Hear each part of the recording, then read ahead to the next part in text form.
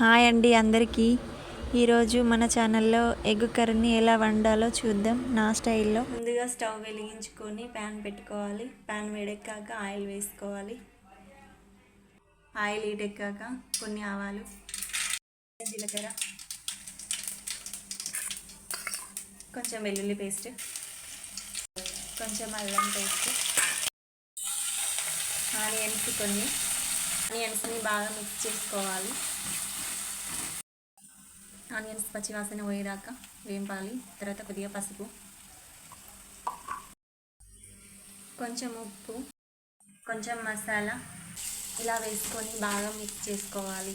2 table spoon కారం పొడి వేసుకోవాలి. ఇలా కారం పొడి వేసిన తర్వాత బాగా కలుపుకోవాలి. తర్వాత చింతపండు రసాన్ని పోసుకోవాలి. ఇక్కడ చూడండి, కర్రీ ఫ్లేవర్ దీనికి రావడానికి నేను ఎగ్స్ని కట్ చేస్తున్నాను.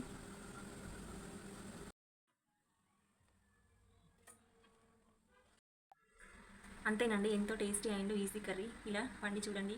Thank you for watching. Please like and share and subscribe.